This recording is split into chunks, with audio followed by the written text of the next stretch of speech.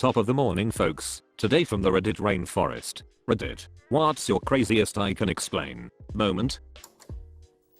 A friend once popped the trunk of his car, revealing a naked man, and the explanation was relatively reasonable. First, some background info. I live in Pennsylvania and you're allowed to, and usually have to, pump your own gas. In New Jersey, it's illegal to pump your own gas. So, some friends are driving around New Jersey. Said friend is the member of a band and, with him, is the other 3 members of his band, his girlfriend, and another friend. That's 6 people. The car only has seats for 5. So, on a trip to the gas station, one bandmate figures it'd be fun to ride in the trunk. This guy is a bit crazy in the best way. On the way from the venue to the gas station, while in the trunk, he gets totally naked save for a pink bandana around his neck, so he can surprise the malarkey out of everyone. When they get back, the car arrives at the gas station and, realizing they have to let someone pump their gas, they pull up to a pump and an attendant comes to help them. When he asks my friend to open the door covering the gas valve thingy, with him being used to manually opening it himself, as opposed to using the automatic button inside the car, he fumbles around for the button ... and pops the trunk. There lays a naked man, who looks a bit like a beardless Jesus, wearing nothing but a pink bandana. The best part is my friend did not even realize it was the wrong button. So, the attendant just stands there awkwardly as the guy in the trunk tries to shut the trunk, while everyone in the car sits looking bored with straight faces. I used to have to unload stuff from my work truck into my garage. It was not uncommon for me to forget to shut the tailgate on the covered truck bed. In the summer it was not such a bad thing, but in the winter, cats would take shelter in it. On bad nights, I would intentionally leave it open. These were cats other neighbors just let roam the neighborhood, often forgetting about them. I felt bad for them, but did not want to bring them into my house because I did not want flea/disease transfer to my animals. I got into the habit of smacking the bed with my hand before shutting the tailgate and driving to work. When I smacked the bed, the cats would usually jet out the back of the truck. I would do a quick look in and then shut the tailgate. One wintry, blistery day I woke up late, so I ran out the door, slammed the tailgate without thinking about or doing the obligatory bed smack/look. On the way to the job, I stopped to get gas at a station really close to my house and remembered I needed gas for my snowblower. I usually had a gas can in the bed. I stopped at the gas station, which was a typically busy in the morning gas station,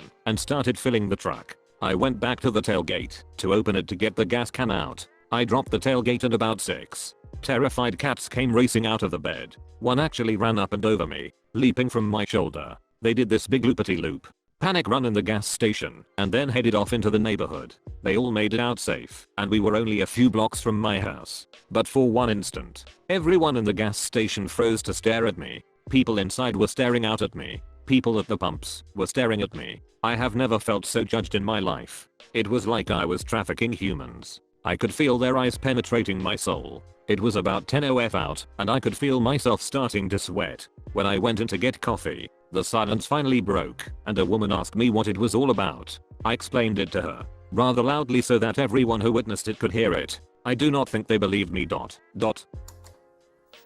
I was shooting a movie with some friends, and one scene was a couple in bed having an argument. They filmed at my home, and we were gonna do a few more takes later, and the team decided to leave the equipment at my house. I go on a date with a girl and everything is well and good, and she gets brought back to my place. Things get serious, and we head to the bedroom, where she is greeted with camera equipment aimed at the bed. She is creeped out, and I explained ...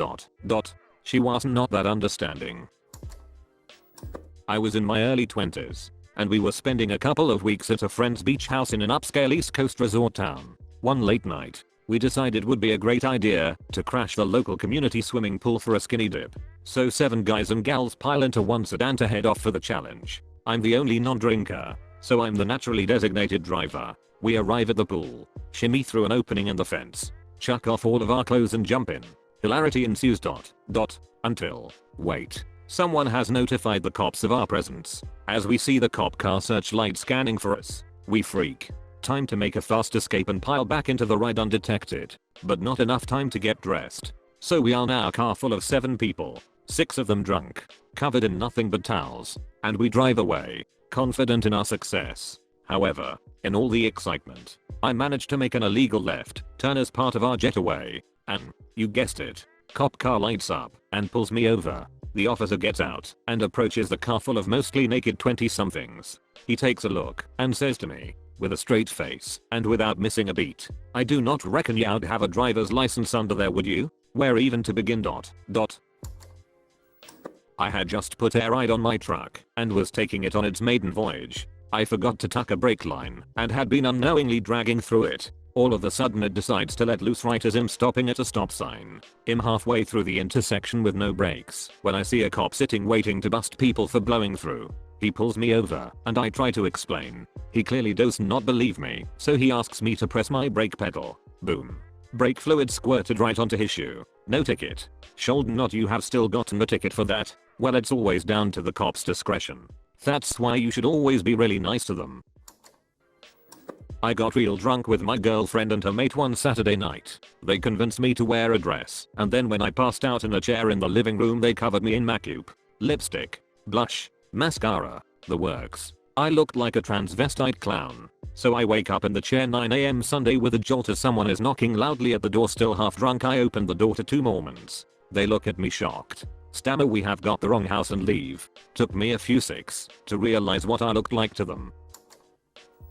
Mine is not so much a I can explain so much as a I should have explained better. Okay, grade 4, rough time. Playing on the playground with a bunch of friends. Some variant of Tagi. Anyway, it. And I'm up on the top of the playground when I see that there is a girl down below me, unaware of my current location. I jump down to go to tag her, but she starts moving as I fall, and I end up landing on her with my knee. Said girl bursts out in tears and yells, "I cannot believe you would kick me," and starts to run away, presumably to tell on me. Now, I'm a sensitive kid, but I'm also afraid of authority, and I determine that I need to go and fix this. So, I run after her, calling out something along the lines of, "Are you okay?" As I go. To this, she responds, "No, you kicked me." At this point I decide that I need to clear up some facts. So I yell out, "I need you." This repeats a couple of times. Her yelling and me responding with, "I need you," until it dawns on me what it sounds like I'm saying, because I see a group of confused looking grade 7ers looking on. Again, to clear up the details, I look at them and yell out, while making a knee-eye motion with my leg. You know, bang, bang. Seconds later I realize what all this sounds like, and I die of shame. That was about the most embarrassment a 9-year-old could take. One time I had to explain to my mother why I browsing a website that straight up admitted in the URL to containing questionable content. It was, of course, the webcomic questionable content. Of course. There's always the time in the 6th grade some dip malarkey got some nonsensical virus on all the computers in a certain lab at school, and I got to explain to my teacher why there was a barely legal young woman getting serious double penetration action on my screen instead of my language arts practice. That be the time I follow too many links using my phone, which end up linking to a gay orgy vid. I closed the browser right away. Decided I have enough internet for the day. Next morning I try to show her something on Reddit to my bro, and yeah, gay naked people starts playing. That was a difficult conversion. Worked at a bike shop, and one day a man in a wheelchair comes in to get a flat fixed on his chair. I put a new tube in and rang him up. He was quite pleased with how low the price was. I told him, yeah, any other shop in town would have probably charged you an arm and a leg. The guy was missing an arm and a leg. Could have had a pin drop. Mom caught me smoking when I was 18. After a lifetime of telling me the evils of cigarettes, she walked into my apartment and saw one in my mouth. Of course, seeing as how it was not tobacco, and I was high as a kite, the first thing that came to mind was also the first thing to come out of my mouth. "It's okay, Mom, it's a joint." What was her reaction? Relief. She's a medical professional and a child of the 60s, so she knows of the good marijuana can do. About 8 years ago, me and some friends were working in northern Italy around this time of year, and we decided to hire a car and drive into Germany for Oktoberfest. After finding a car park in Munich, we, 3 guys, 2 girls, head off to enjoy the beer. A few hours pass, and my girlfriend is pretty drunk and looks like she's gonna start puking soon, so we all decide to take her back to the car and let her have a bit of sleep on the back seat. Trying to get her into the car was a different story though, because she wanted to sleepy in a daback. No, really back the car. Naturally we throw her in the boot and she went to sleep. The rest of us locked the car and off we went to find a bar. Many beers and sing-songs later we were heading back to the car when two policemen stopped us in the street and asked us for our IDs. We explained that all our stuff was in our hire car around the corner. The nice policeman offered to walk with us to the car so we could show them that we were legit European citizens and we weren't not trying to smuggle people into the country or anything absurd like that. Get to the car, open the boot. Italian girlfriend is still asleep on our bags. The police look at each other and I quickly explain why there is what appears to be a drugged up kidnapped victim in our car. After waking her up she starts shouting at the police because she was nice sleepy there. The policemen check all our passports and one of them wishes me luck dealing with my crazy drunk girlfriend and gives me a wink.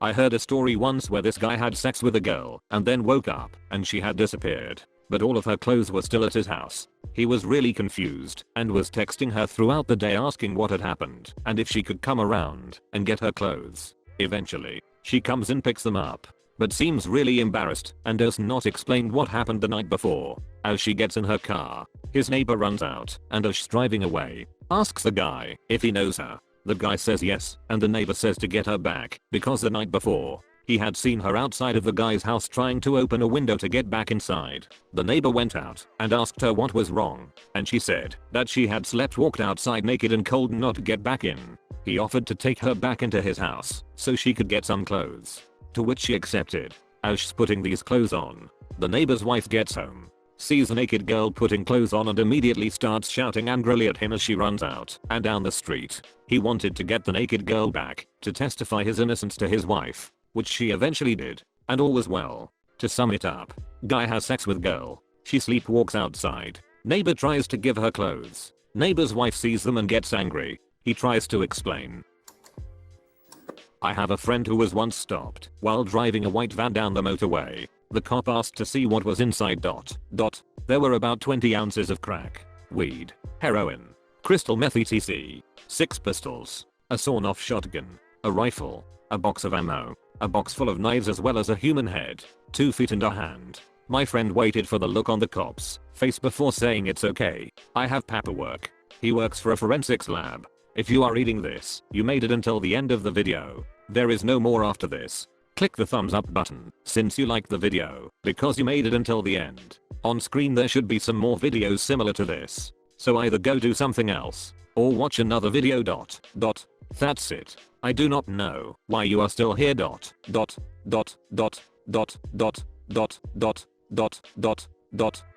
What are you waiting for, a secret message or something? Okay. Are you ready? Here you go.